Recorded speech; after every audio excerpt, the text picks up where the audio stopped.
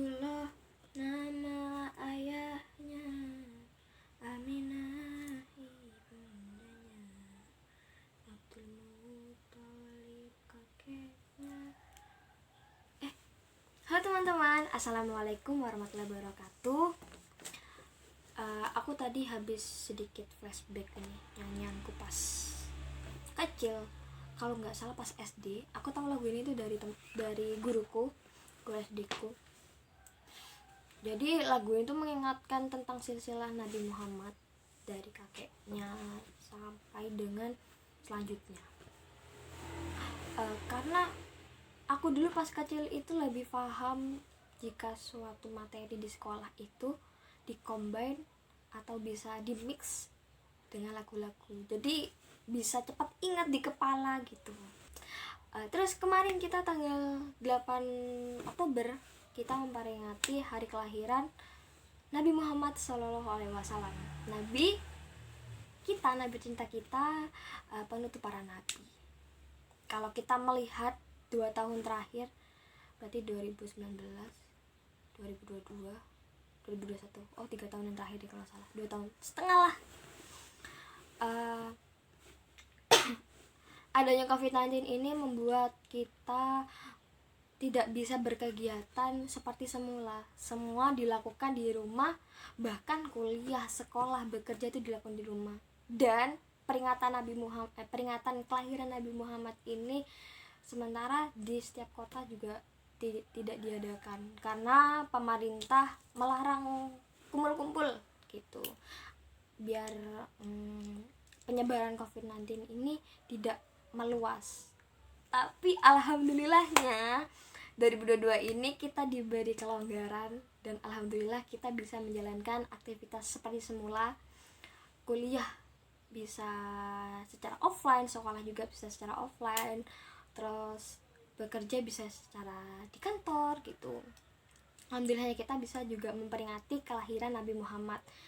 Dan saya lihat di sejumlah desa di Jember itu sudah dilakukan peringatan kelahiran Nabi Muhammad. Dalam memperingati hari kelahiran Nabi Muhammad nih, aku mau sedikit cerita tentang kelahiran Nabi Muhammad sendiri. Tapi sebelumnya ada pepatah mengatakan tak kenal maka tak sayang. Jadi aku mau perkenalkan diri dulu. Perkenalkan, nama saya Febri Liantur Laili. Saya dari program studi komunikasi dan penyiaran Islam 1 Fakultas Dakwah UIN Khas Jember. Dan assalamualaikum Ibu Yulis selaku dosen mata kuliah Kapitas Letak Dakwah. Mohon izin Ibu untuk bercerita kepada teman-teman tentang hari kelahiran Nabi Muhammad. Ribuan tahun yang lalu, Mekah itu bisa disebut sebuah lembah di tengah padang pasir. Padang pasir yang sangat gersang, yang sangat bisa dibilang air itu kurang gitu. Mekah ini dahulu merupakan tempat persinggahan para kafilah. Kafilah itu rombongan pedagang yang biasanya menggunakan iringan-iringan unta. Yang kemudian Mekah ini diubah menjadi suatu kota akhirnya pada zaman Nabi Ismail alaihissalam. Kota Mekah juga menjadi saksi lahirnya Khotamul Anbiya atau penutup para nabi, yaitu Nabi Muhammad bin Abdullah. Nenek moyang Nabi Muhammad itu bernama Hashim bin Abdul Manaf, sedangkan kakeknya sendiri Abdul Muthalib. Yap, sebenarnya sekali seperti yang aku tadi nyanyikan. Abdullah nama ayahnya, Aminah ibundanya, Abdul Muthalib kakeknya. Ya, itu adalah kakeknya Nabi Muhammad SAW. Dan nama lahirnya dari kakeknya Nabi Muhammad ini adalah Saibah bin Hashim. Abdul Muthalib sendiri merupakan sosok yang berkuasa di kota Mekah. Mekah sendiri merupakan pusat perdagangan yang makmur dan tidak ada yang menyainginya. Jadi banyak orang yang datang ke Mekah untuk melakukan suatu proses jual beli atau berdagang. Dan masyarakat kota Mekah sendiri memiliki profesi sebagai pedagang, yang mana kehidupan seharinya itu berasal dari hasil proses jual beli. Namun sayangnya kehebatan dari masyarakat Mekah dalam berdagang itu tidak sebanding dengan kebiasaannya yang bisa dibilang melanggar dari ajaran agama Islam. Kebiasaan apa saja sih yang membuat masyarakat kota Mekah ini sangat disayangkan gitu? Karena Mekah ini kan merupakan pusat dari perdagangan di seluruh dunia gitu. Menurut kepercayaan masyarakat, kota Mekah itu masih percaya namanya tahayul. Jadi jika ada burung di atas langit itu berkeliling berbelok ke arah kiri, katanya akan ada hal-hal baik yang datang. Namun sebaliknya, jika ada burung yang berbelok ke arah kiri, maka akan ada hal-hal buruk yang akan datang.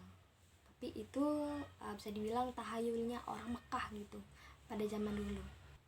Selain itu, masyarakat kota Mekah itu masih percaya dengan namanya penyembahan berhala. Awal mula dari penyembahan berhala ini dibawa oleh namanya seorang Amir bin Luhai.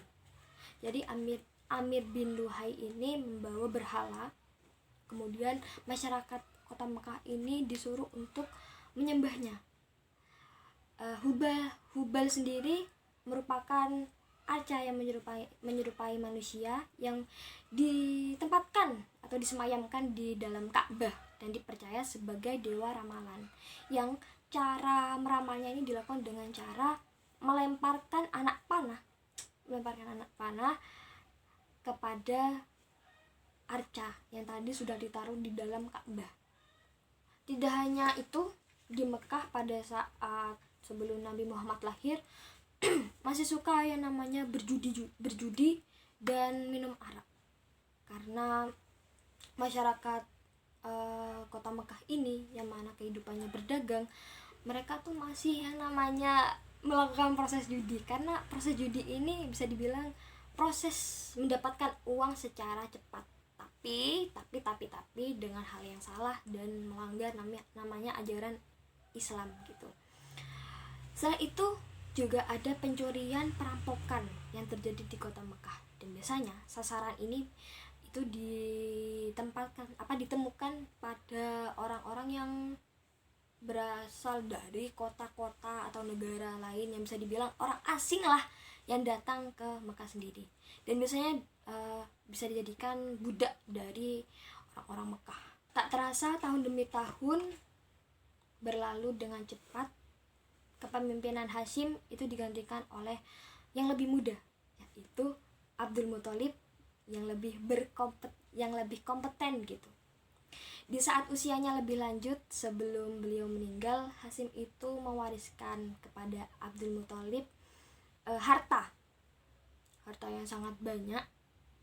Nah gitu. Setelah meninggal, tahta digantikan oleh Abdul Muthalib. Abdul Muthalib itu jadi sebagai orang yang penting menggantikan ayahnya, yaitu Hashim. Bertugas sebagai orang yang penting dalam menyediakan air dan makanan bagi pengunjung Ka'bah saat itu. Karena pada saat itu Ka'bah itu ramai dikunjungi oleh orang-orang yang berasal dari luar negeri atau dari kota-kota mana gitu yang datang ke Mekah, melebihi gereja Al-Quds milik Raja Abraham di Yaman.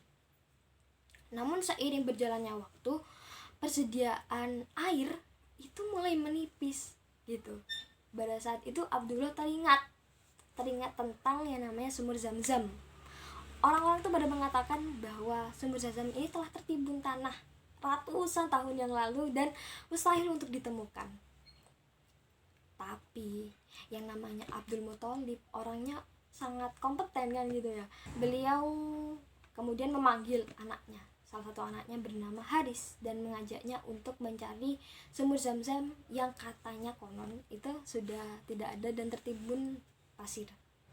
Haris menyetujui dan mengikuti ayahnya untuk mencari sumur Zam-Zam. Abdul Muthalib berpencar mencari air Zam-Zam, berpencar dengan anaknya mencari air Zam-Zam dengan cara menggali terus menerus, tapi sayangnya hasilnya itu tidak ada. Lalu keraguan-keraguan itu muncul di dalam diri Abdul Muthalib karena dia terus menggali-gali air Zam-Zam tapi tidak ditemukan begitu. Tapi tetap namanya Abdul Muthalib seorang yang gigih dan bersabar karena sungguhnya ia paham atau percaya akan kekuatan Allah yang mana Allah akan memberikan jalan kepada orang-orang yang bersabar dan yang mau berusaha gitu. Orang-orang Mekah itu, masyarakat Mekah yang melihat perbuatan atau kejadian Abdul Muthalib dengan anaknya mencari air Zam-Zam dengan menggali padang pasir yang sangat gersang itu, mereka tuh mulai mencemooh. Wah, mereka mulai meremehkan akan adanya air Zam-Zam itu karena pada zaman dahulu kan sudah tadi dibilang nenek moyangnya yaitu Muzaz bin Ammar itu pernah mencari juga air Zam-Zam menggunakan sesajen pedang dan pelana emas, tapi sayangnya tidak berhasil karena tertimbun tanah. Suatu malam Abdul Muthalib tertidur dan tiba-tiba dia terbangun dari tidurnya karena mendengar seperti ada percikan air yang berasal dari dalam tanah gitu. Ia tuh seperti mendapatkan petunjuk tentang keberadaan dari sumber Zam-Zam tersebut dalam tidurnya itu, seperti dia terbayang-bayang suara kemercikan air dan keberadaan airnya itu di mana gitu. Dan keesokan harinya dengan penuh semangat Abdul Muthalib dan anaknya yaitu Haris kembali menggali tanah. Dia tetap berusaha mencari sumur Zam-Zam itu karena persediaan air di Mekah ini yang kurang, yang membuat Abdul Muthalib itu mencari cara agar masyarakat Mekah itu tetap bisa makmur, bisa menjalani kehidupannya dengan mencari air Zam-Zam. Dengan semangatnya Abdul Muthalib dengan anaknya menggali terus. Akhirnya air Zam-Zam itu ditemukan di antara berhala Isaf dan Nailah. Tiba-tiba air itu memancar gitu. Dan Abdullah dan anaknya Haris itu terus menggali lubang itu hingga besar. Dan akhirnya kan tidak ada yang tidak mungkin di dunia ini jika kita sebagai manusia itu masih bisa berusaha dan terus mencoba, dan Allah itu akan memberikan petunjuk bagi manusia-manusia yang mau bersabar dan berusaha begitu. Akhirnya Abdul Muthalib tidak khawatir akan ketersediaan air dan keperluan untuk pengunjung Ka'bah. Bisa dibilang sosok Abdul Muthalib yang sangat perhatian dengan masyarakatnya, bukan hanya masyarakatnya, juga masyarakat yang datang ke Mekah untuk melakukan suatu perdagangan dan ibadah. Hari demi hari Abdul Muthalib dan anaknya terus mencari air Zam-Zam itu. Walaupun sudah ketemu, tapi dia tuh merasa kewalahan gitu akan beban tugasnya yang dia pikul bersama anaknya sebagai si kaya gitu dan akhirnya dia bernazar kepada Allah gitu. Ya Allah, saya ingin memiliki 10 anak agar pekerjaan saya itu lebih ringan. Jika Allah mengabulkan, maka satu anak dari Abdul Muthalib akan dipersembahkan untuknya. Nazar tentang 10 anak yang diinginkan oleh Abdul Muthalib itu akhirnya diwujudkan. Abdul Muthalib menyayangi 10 anak itu. Ia merawat hingga akhirnya mereka dewasa. Dengan berat hati, Abdul Muthalib menceritakan tentang nazarnya kepada anak-anak mereka, 10 anak mereka.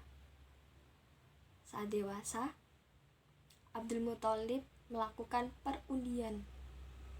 Mereka mengundi antara Abdul Muthalib dan 10 anaknya itu. Muncul selalu nama yang sama terus menerus, yaitu Abdullah, si anak bungsunya. Namun Abdul Muthalib itu menyesal akan nazarnya. Kenapa dahulu dia bernazar seperti itu? Sejumlah masyarakat menyarankan untuk membatalkan nazarnya itu dengan meminta ampun kepada Tuhan, yaitu Tuhan Hubal, yang merupakan sosok berhala berwujud arca manusia, dengan cara menembus 100 unta kepada berhala sebagai ganti nyawa Abdullah. Abdullah ini yang terkenal sebagai pria yang baik, sopan, berwajah tampan di kota Mekah, itu membuat gadis-gadis Mekah itu tertarik kepadanya. Apalagi mendengar bahwasanya nyawa dari Abdullah itu setara dengan 100 unta. Itu apalagi pada zaman dahulu 1 unta itu harganya berapa gitu loh, pastinya mahal gitu, apalagi 100 unta. Udah kebayangkan gimana kayaknya sosok Abdul Muthalib ini. Dan akhirnya nazarnya itu digagalkan. Abdul Muthalib itu berencana menjodohkan Abdullah dengan anak dari Wahab bin Abdul Manaf. Para gadis itu kecewa mendengar pernyataan dari Abdul Muthalib. Abdullah, sosok yang pria tampan, baik hati gitu, yang dikagumi oleh gadis-gadis, dan akhirnya mereka kecewa akan pernyataan dari Abdul Muthalib. Namun namanya Allah telah menuliskan takdir manusia. Allah telah menentukan jodoh manusia juga. Abdullah itu menemukan jodoh dengan gadis yang nasabnya tuh baik, yang paling baik di kalangan suku Quraisy, yang bernama Aminah bin Wahab. Akhirnya Abdullah dan Aminah bin Wahab menikah. Seiring berjalannya waktu, pada saat musim semi, Abdullah melakukan perjalanan, dan pada saat itu Aminah sedang berada dalam keadaan hamil muda, yaitu hamil Nabi Muhammad SAW. Aminah memperbolehkan Abdullah pergi untuk berdagang, melakukan perjalanan, walaupun dengan hati yang risau dan sebenarnya nggak ikhlas gitu suaminya gitu pergi melakukan suatu perjalanan gitu. Namun Abdullah ini orangnya realistis. Kelahiran anaknya itu juga butuh yang namanya biaya gitu. Akhirnya Abdullah bekerja keras demi kelahiran buah hatinya, seperti itu. Hari berikutnya ia berangkat bersama kafilah dagang, berdagang dengan menggunakan unta-unta. Ya, Aminah melepaskan kepergian suaminya dan berdoa agar selama perjalanan berdagangnya itu diberi kelancaran lah. Diceritakan pada suatu Aminah hamil Nabi Muhammad, ia bermimpi didatangi seseorang. Orang tersebut berkata kepada bayinya yang ada di kandungannya bahwa bayi yang dikandungnya adalah pemimpin umat ini. Ketika tengah mengandung, ia melihat sinar yang memancar keluar dari perutnya. Dari sinar tersebut itu, ia bisa melihat istana Busra di Syam. Pendapat ini dikatakan oleh Ibnu Syihab dan banyak orang yang mengatakannya juga. Namun demikian, hanya Allah lah yang lebih tahu. Aminah bahkan menyerahkan semuanya kepada Allah, karena sesungguhnya Allah yang maha tahu dan Allah yang mengatur semua kehidupan manusia di dunia ini. Perjalanan Abdullah dalam berdagang berjalan lancar. Dalam perjalanan pulang, ia sempat singgah ke Madinah, yaitu menemui sanak saudaranya dari ibunya. Ketika beristirahat, tiba-tiba beliau merasakan kesakitan yang ia rasakan. Ia tidak sanggup untuk kembali ke Mekah, melanjutkan perjalanan kembali. Akhirnya Abdullah memerintahkan agar memberitahu ayahnya, yaitu Abdul Muthalib. Dia menyuruh kepada seseorang pasuruhannya untuk menyampaikan bagaimana kondisinya saat itu. Sesampainya di Mekah, sosok orang yang diberikan perintah dari Abdullah untuk menyampaikan pesannya kepada ayahnya, yaitu Abdul Muthalib, mengenai kondisinya. Sampai di Mekah, kabar itu telah sampai ke Abdul Muthalib. Abdul Muthalib lalu menyuruh anaknya, yaitu Haris, untuk melihat kondisi Abdullah dan mengajaknya untuk kembali ke Mekah. Namun, setibanya Haris di Madinah, sayangnya belum beberapa saat Haris sampai di Abdullah telah tiada. Abdullah meninggalkan istri, sanak saudaranya, ayahnya, saudara-saudaranya. Semua keluarga berduka akan kepergian Abdullah. Aminah, sosok istrinya, dia sangat terpukul akan kepergian suaminya. Dia sedih karena mendengar suaminya yang sangat ia sayangi, cintai itu telah tiada. Namun Aminah berdoa kepada bayi yang ada berdoa bersama bayi yang ada di perutnya. Semoga bayi yang ada di perutnya, sosok Nabi Muhammad, itu bermanfaat bagi sekitarnya, seperti mendiang Abdullah. Walaupun Abdullah dan Nabi Muhammad itu belum pernah bertemu, tapi yang namanya ikatan batin antara anak dan orang tua itu pasti ada. Abdullah meninggalkan warisan berupa beberapa hewan ternak dan seorang budak bernama Ummu Aiman. Pada tahun kelahiran Nabi Muhammad, bayi Nabi Muhammad, terjadi peristiwa penyerangan yang dilakukan oleh Raja Abraham dari Yaman saat itu, yang dipimpin oleh saat itu, yang mana posisinya Mekah itu dipimpin oleh Abdul Muthalib, sosok kakek dari Nabi Muhammad. Raja Abraham itu berniat untuk menghancurkan Ka'bah. Raja Abraham berniat untuk menghancurkan Ka'bah karena merasa iri dengan kemajuan Ka'bah atau Mekah. Karena banyak orang yang datang ke Mekah untuk beribadah, apalagi untuk berdagang, bahkan melebihi ramainya dari gerejanya yang di Yaman itu milik Raja Abraham. Akhirnya terjadilah peristiwa penyerangan yang dilakukan oleh Raja Abraham dari Yaman pada saat itu. Raja Abraham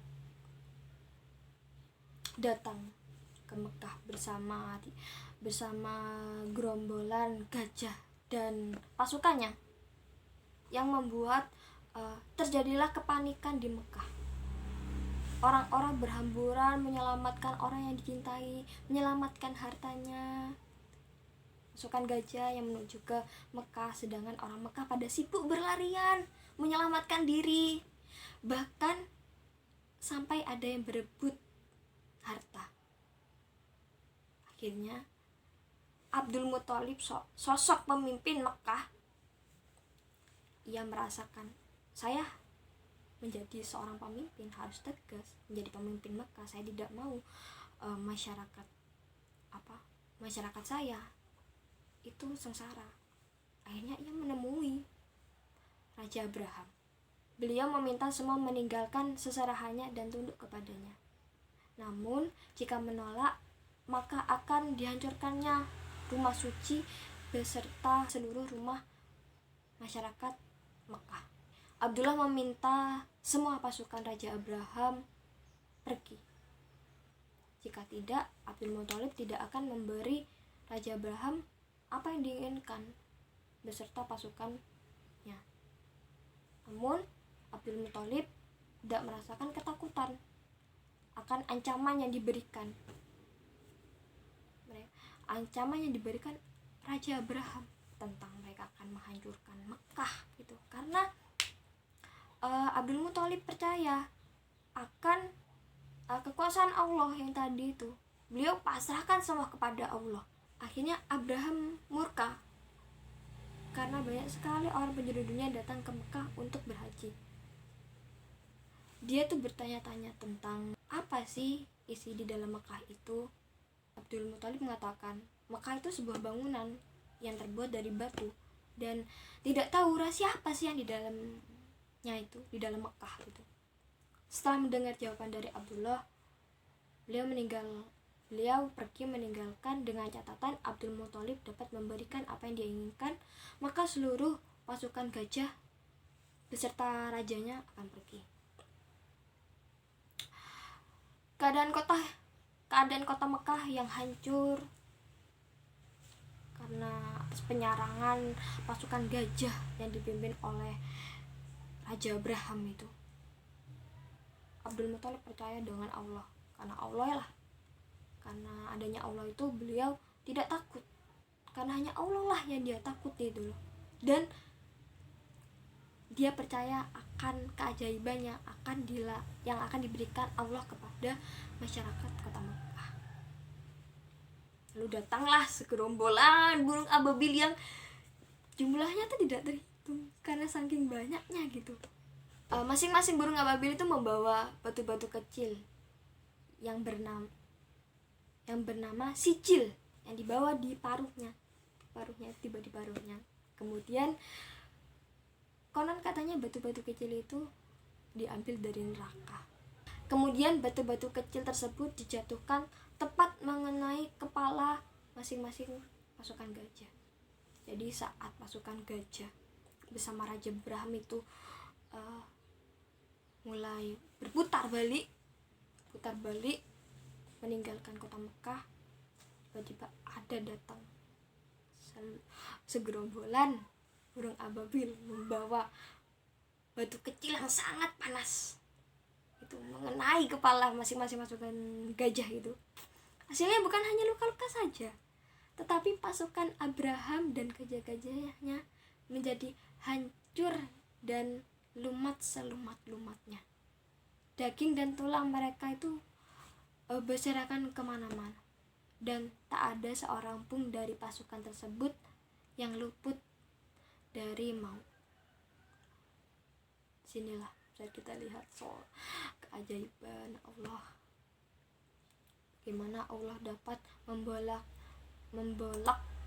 balikan kejadian, bagaimana kejadian roda berputar itu pasti selalu ada, karena semua itu udah kehendaknya Allah. Munculnya burung ababil di saat penyerangan pasukan